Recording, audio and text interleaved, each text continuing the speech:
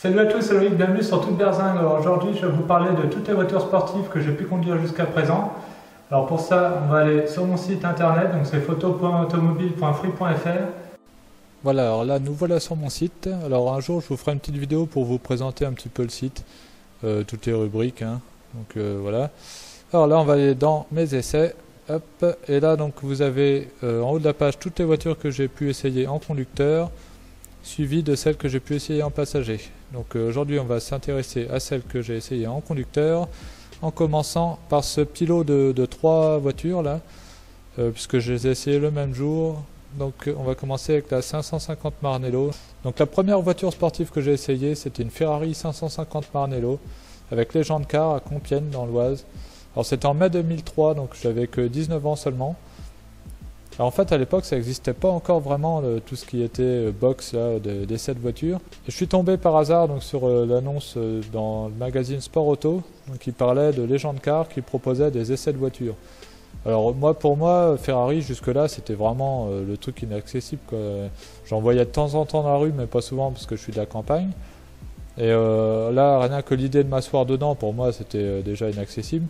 Mais alors en conduire une, je vous laisse même pas imaginer, quoi. Et là je tombe d'un seul coup sur cette annonce. Alors là je peux vous dire que j'ai décroché le téléphone. Aussitôt j'ai appelé et fallait que je fasse l'essai au plus vite, quoi. Et du coup, j'ai eu de la chance, il y avait de la place, donc j'ai pu le faire, je ne sais plus, 1 ou 2 semaines après, hein, ça a été assez rapide. Je me suis retrouvé à Compiègne pour essayer 3 voitures, en commençant donc par la 550 Maranello. Donc là voilà, très belle voiture, donc à l'époque c'était la toute dernière, hein. Enfin, il n'y avait pas encore la 575. Hein. Donc V12 en position avant, donc là sous le grand capot, un capot immense.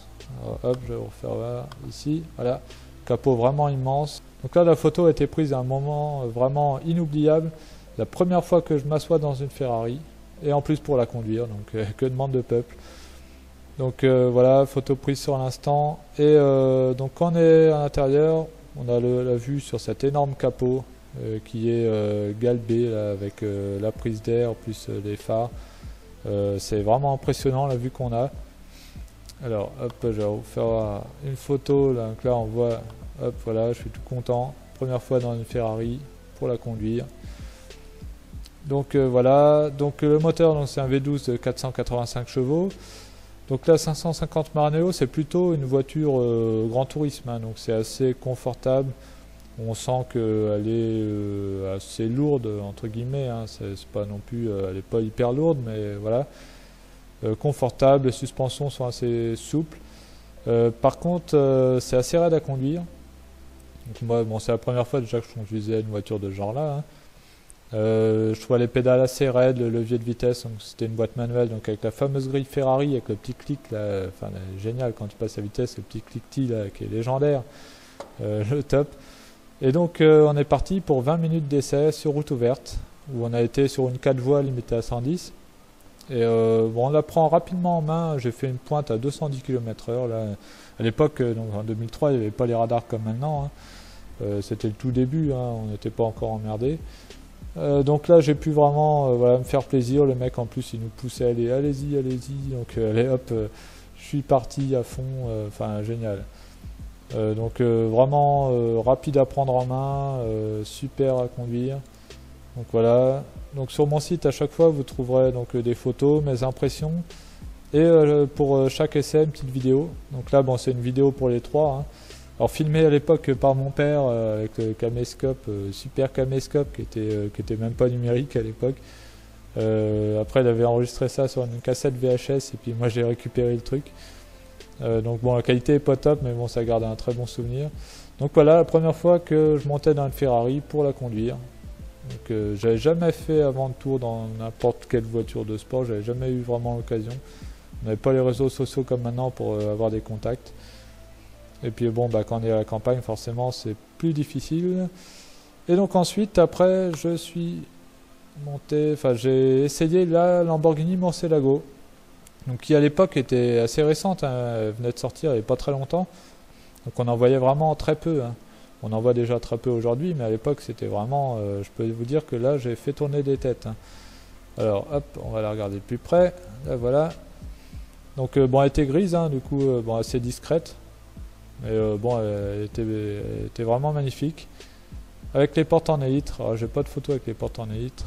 Hop, là, on me voit au volant. Avec les portes en élytre, alors ça j'aime beaucoup, c'est vraiment ce qui fait la particularité aussi des Lamborghini V12, hein, à partir de la Countach. Bah d'ailleurs, donc justement, donc elle a un V12 de 580 chevaux. Donc là, c'est la voiture la plus puissante que j'ai essayé jusqu'à présent. Voilà, alors assez raide à conduire, hein. Là, tout de suite, on sent les pédales sont plus raides encore que la 550 Maranello. Le levier de vitesse aussi, c'était une boîte manuelle aussi sur celle-ci. Voilà, on sent que tout est plus raide. Alors là, on est parti, on a fait un petit tour en ville. Enfin bon, la ville c'était périurbain, hein, c'était pas non plus... Mais bon, là on se rend compte vraiment que la voiture elle est quand même grosse, elle est assez large, donc il faut faire super attention au trottoir, tout ça dans les ronds-points. Donc elle est un peu plus difficile à conduire, mais bon, ça va, elle se prend quand même bien en main. Alors là on est parti, donc bon, le petit périurbain au départ, après on a été sur des départementales, où là donc j'ai pu me faire plaisir. C'est pareil, on suivait en plus ces 3 voitures, là c'était excellent. Donc sur les départementales, bon, on a fait une petite pointe à 180 mémoire à peu près. Donc les voitures sont conçues pour, hein, c'est pas dangereux. D'ailleurs à un moment, j'étais derrière une voiture classique, hein, qui était là.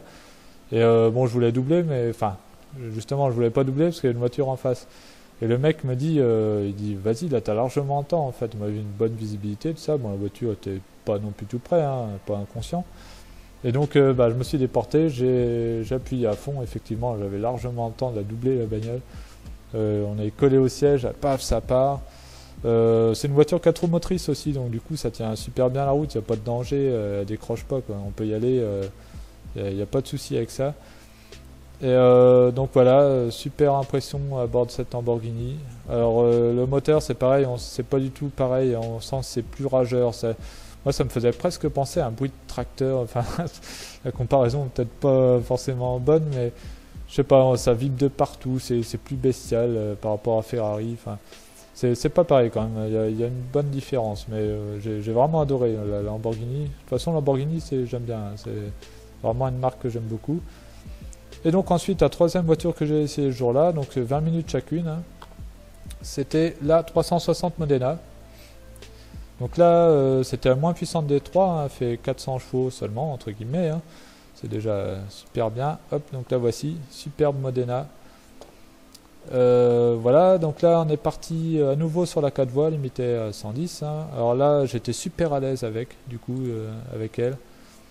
En fait, c'était une boîte F1, donc avec les palettes au volant. Elle se prend super bien en main, c'est super facile à conduire. Un gamin, il pourrait la conduire. Et du coup j'étais tellement à l'aise que on est parti, c'est avec elle que j'ai fait la pointe de vitesse la plus élevée en fait. Je suis monté à 220 avec celle-là, donc au milieu de la circulation qui était pas dense, hein, sinon on l'aurait pas fait.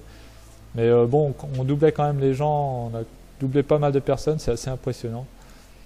Hop, je refais voir un peu de photos au passage. Et ouais, donc super facile à prendre en main. J'ai vraiment adoré la Modena. En plus, par rapport aux autres, c'est pas une GT là. On voit vraiment que c'est sport, hein. C'est un V8 en position centrale arrière. Et du coup, on est assis plus bas déjà. Et les suspensions sont plus fermes aussi, j'ai trouvé. Et on a l'impression d'être dans un gros kart. Et du coup, c'est vraiment génial à conduire. C'est excellent. J'ai vraiment adoré la Modena. Donc voilà. Pour cette journée de fou, du coup, alors oui, juste pour finir cette journée, alors je vais revenir sur la Modena. Cette journée était vraiment spéciale et du coup ça a déclenché quelque chose chez moi parce que en fait le soir même je me suis dit faut que j'en ai une. Quand une fois que j'avais essayé, j'ai dit faut qu'un jour je me paye une Ferrari, il n'y a pas moyen, je me débrouille comme je veux mais il faut que j'arrive à m'en payer une. Et du coup à partir de ce jour-là, ça m'a vraiment motivé à continuer mes études, tout ça. À bosser, vraiment, ça a vraiment été mon moteur de motivation pour réussir un jour à m'en payer une. Alors bon, c'est pas encore fait parce que bon, il faut quand même du temps, il faut économiser. Mais voilà, actuellement ma Corvette est en vente et dès qu'elle est vendue, j'achète une Modena. Ça c'est décidé. Voilà, donc ensuite, un peu plus tard, je sais plus en quelle année c'était, j'ai essayé une F430 sur circuit. bah déjà la F430 était sortie, parce que moi à l'époque où j'ai essayé la 360 Modena, la F430 n'était pas encore sortie.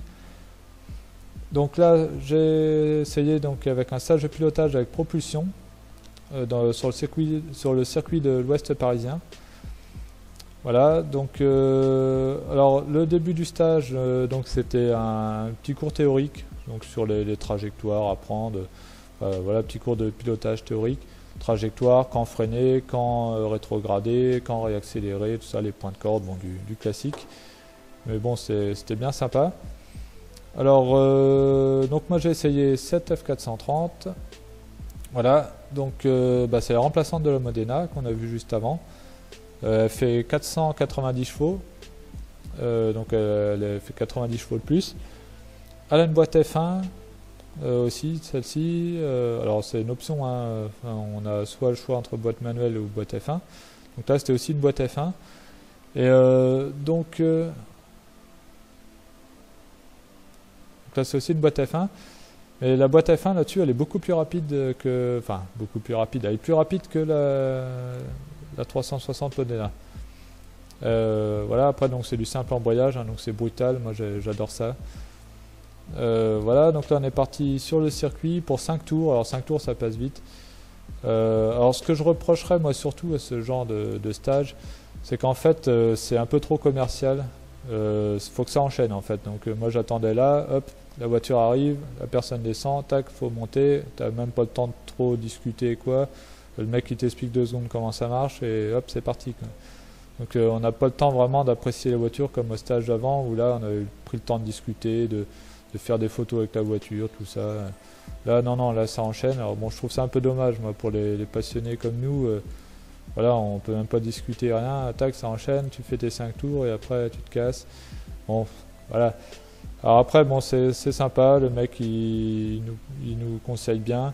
On peut taper dedans, il n'y a pas de souci.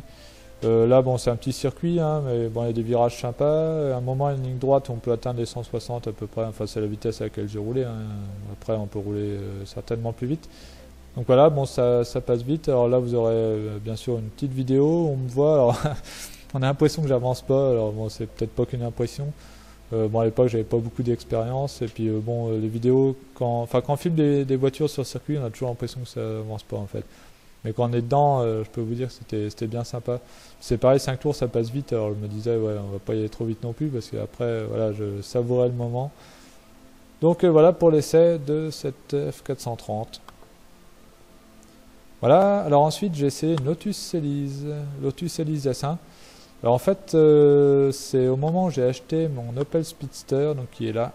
Du coup j'avais invité des potes à venir la voir. Et dont un pote qui avait une Lotus Elise.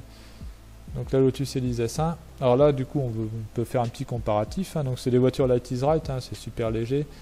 Donc la Lotus elle fait 720 kg, donc elle est plus légère que le Speedster qui fait 870 kg. Mais par contre la Lotus est moins puissante, elle fait 120 chevaux alors que le Speedster, moi le mien c'était l'Atmo, donc l'Atmo elle fait 147 chevaux. Donc du coup, moi par rapport au Speedster, j'ai quand même trouvé quand j'ai essayé la voiture que voilà, ça accélérait quand même un peu moins fort. Même si elle est plus légère, on sentait quand même que ça accélérait moins fort. Alors sinon pour la petite histoire, bah, en fait j'ai fait faire un petit tour en Speedster à mon pote. Et après vu que j'étais jamais monté dans une Elise, il m'a dit bah tiens je t'emmène faire un tour en Elise. Donc on est parti sur une petite route de campagne. Et à un moment bah, il s'arrête d'un seul coup dans un village. Et puis il descend et puis il vient, il fait le tour là, il vient, il ouvre la porte, il dit tiens vas-y prends ma place. Donc super sympa. Donc du coup bah, j'ai pris le volant de la Lotus Elise. Et alors par rapport au Speedster, alors attendez, je vais vous faire voir déjà à l'intérieur, voilà. Alors c'est des voitures Light is Right, c'est-à-dire il n'y a rien du tout. Vous voyez c'est même des vitres manuelles parce que en fait tout ce qui est trop lourd on enlève. Donc voilà, vitres manuelles c'est moins lourd que des vitres électriques. Et en plus du coup ça tombe moins en panne d'ailleurs. Voilà, il y a juste un autoradio, les compteurs et tout, c'est vraiment le strict minimum, il n'y a rien d'autre.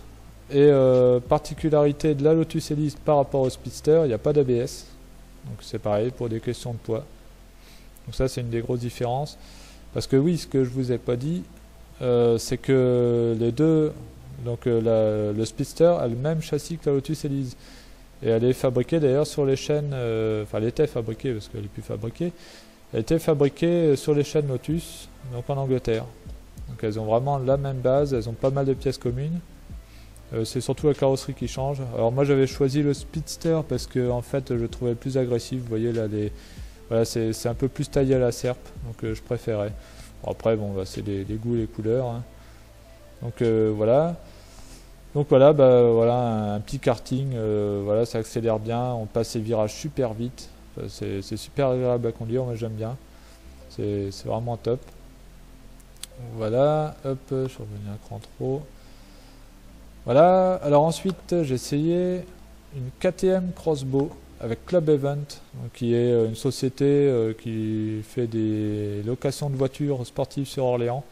Donc ils louent des Ferrari, Lamborghini, enfin un petit peu de tout. Et donc ils avaient, alors je crois qu'ils n'ont plus, ils avaient une KTM Crossbow. Donc c'est une voiture assez rare, hein, il n'y en aurait qu'une quarantaine en France. Alors là c'est vraiment le Light is Right pour le coup. Hop, voilà. Voilà à quoi ça ressemble. Alors c'est vraiment une petite barquette, il n'y a pas de porte, il n'y a rien, il n'y a pas de pare-brise, donc pour monter dedans, comme dans les Formule 1, on passe par-dessus. D'ailleurs il faut même enlever le volant pour monter dedans. Voilà, alors c'est tout carbone, c'est super léger, elle fait 690 kg. Et donc elle est équipée d'un moteur Audi de 275 chevaux. Donc c'est vraiment, là par rapport à la Lotus Elise d'avant par exemple, le rapport poids-puissance ça n'a rien à voir. Du coup le 0 à 100 là, il est donné en 3 secondes 4, c'est vraiment impressionnant. Alors, je vais vous faire voir l'arrière, c'est vraiment un truc de dingue cette voiture. C'est limite entre la moto et la voiture là. D'ailleurs c'est une KTM hein. Et voilà, hop. Alors les casques sont pas obligatoires mais vivement conseillés parce que là on a vite fait de se prendre un caillou dans la figure, donc bon, si on n'a pas de casque c'est pas terrible du tout. Voilà, je vais vous faire voir l'intérieur parce que c'est assez spécial. Voilà, donc là on a des sièges, c'est pas, faut pas chercher de mousse, hein, il n'y en a pas, c'est du plastique dur directement. On est assis dans les baquets. Après on a un harnais 4 points, donc là ça fait vraiment style course. Et le siège est fixe, donc ce qu'on règle en fait c'est le pédalier, comme sur les Ferrari, la Ferrari. Voilà, donc ça c'est super sympa. Alors après je vais vous faire hop, le volant. Alors le volant ça fait vraiment un volant de voiture de course là, avec plein de boutons partout, donc on a les clignotants. Ici ça doit être pour l'appel de phare je crois, là on a le klaxon. Alors là le truc qui fait vraiment voiture de course, on a le chronomètre ici. Voilà, le bouton pour déclencher le chronomètre. Là le bouton pour les phares, ça c'est pour le réglage de l'ordinateur de bord. Donc là ici on a le compteur, donc digital entièrement, avec le compte tour ici. Et là tout un tas de données, donc après bon, qu'on peut choisir justement je crois avec les modes, dont le chronomètre, donc c'est le truc de malade.